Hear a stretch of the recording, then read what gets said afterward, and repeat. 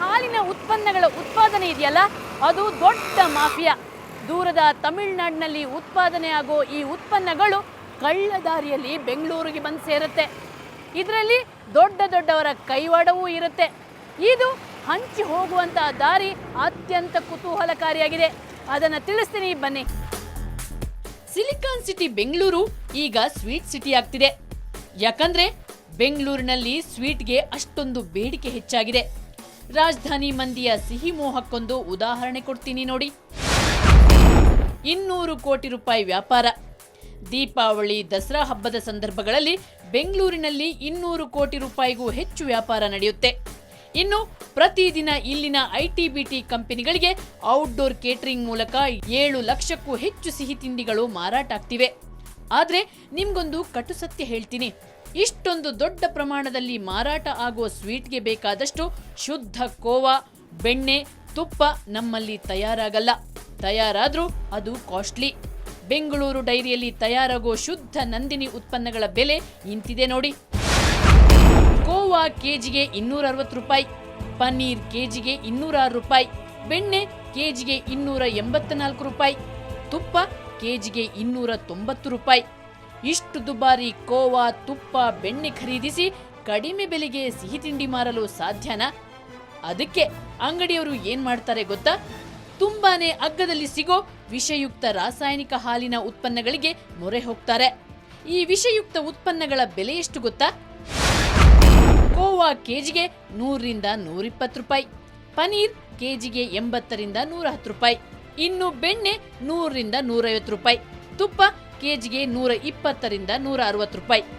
ಇಷ್ಟೊಂದು ಅಗ್ಗಕ್ಕೆ ಈ ಮಾಲು ಎಲ್ಲಿ ತಯಾರಾಗುತ್ತೆ, ಹೇಗೆ ತಯಾರಾಗುತ್ತೆ ಅನ್ನೋದನ್ನ ತಿಳಿಯಲು ನಾವು ತಮಿಳುನಾಡು ಕಡೆ ಹೊರಟೇ ಬಿಟ್ಟೆವು. ಮೊದಲಿಗೆ ಧರ್ಮಪುರಿಯ ಯತಿಮರಿಪಟ್ಟಿಯಲ್ಲಿ ನಮ್ಮ ಕಾರ್ಯಾಚರಣೆ ಪ್ರಾರಂಭಿಸಿದ್ವಿ. ಅದೊಂದು ಕುಗ್ರಾಮ. ಆ ಕುಗ್ರಾಮದಲ್ಲಿದೆ ಚಿಕ್ಕ ಚಿಕ್ಕ ಹಟ್ಟಿಗಳು. ಹಟ್ಟಿಯೊಳಗಿನ ಕೆಟ್ಟ ವಾತಾವರಣ ಅಸಹ್ಯ ಮೂಡಿಸುವಂತಿತ್ತು.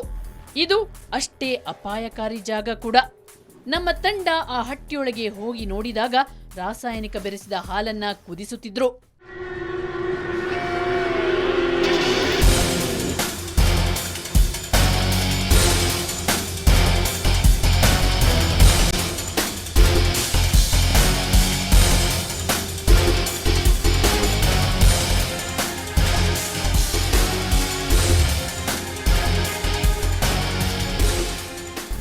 ಈ ಹಾಲನ್ನ ಹೇಗೆ ತಯಾರಿಸ್ತಾರೆ ಗೊತ್ತಾ?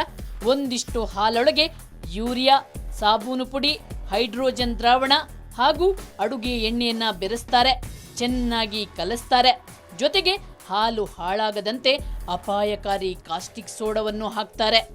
ಹೀಗೆ ತಯಾರಾದ ವಿಷಯುಕ್ತ ಹಾಲಿಗೆ ಒಂದಿಷ್ಟು ಮೈದಾ ಸೇರಿಸ್ತಾರೆ. ಬಿಳಿ ಬಿಳಿಯಾಗಿ ಹೊಳೆಯಲು ವಿಷಕಾರಿ ಬಣ್ಣ ಹಾಕ್ತಾರೆ. ಆ ಬಳಿಕ ಅದನ್ನು ಕುದಿಸಿ, ಕಾಯಿಸಿ, ಆರಿಸಿ ಕೋವಾ, ಪನ್ನೀರ್ ತಯಾರಿಸ್ತಾರೆ. ಈ ನಕಲಿ ಪನ್ನೀರ್ ಎಷ್ಟು ಗಟ್ಟಿಯಾಗಿ ಇರುತ್ತೆ ಅಂದ್ರೆ ಗೋಡೆಗೆ ಹೊಡೆದ್ರೆ ರಬ್ಬರ್ ಚೆಂಡಿನಂತೆ ವಾಪಸ್ ಬರುತ್ತೆ.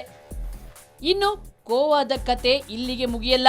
ಇದು ಹಾಳಾಗದಂತೆ ಸಕ್ಕರೆ, ಬಣ್ಣ ಸೇರಿಸಿ ಮಾರಾಟ ಮಾಡ್ತಾರೆ. ಇದು ನಕಲಿ ವಿಷಯುಕ್ತ ಕೋವಾ, ಪನ್ನೀರ್ನ ಕತೆಯಾದ್ರೆ ನಕಲಿ ಬೆಣ್ಣೆ, ತುಪ್ಪವನ್ನ ಹೇಗೆ ತಯಾರಿಸ್ತಾರೆ? ಹೀಗೆ ಕೆಟ್ಟ ವಾತಾವರಣದಲ್ಲಿ ತಯಾರಾಗೋ ವಿಷಯುಕ್ತ ಹಾಲಿನ ಉತ್ಪನ್ನಗಳು ಹೇಗೆ ಬೆಂಗಳೂರಿಗೆ ಬರುತ್ತೆ, ಬೆಂಗಳೂರಿಂದ ಯಾರ್ಯಾರು ಅದನ್ನ ತಗೊಳ್ತಾರೆ, ಯಾರ್ಯಾರ ಕೈ ಸೇರುತ್ತೆ, ಯಾವ್ಯಾವ ಹೋಟೆಲ್ ಸೇರುತ್ತೆ, ಇದೆಲ್ಲ ತಿಳಿಸ್ತೀನಿ ಚಿಕ್ಕ ಬ್ರೇಕ್ನ ನಂತರ.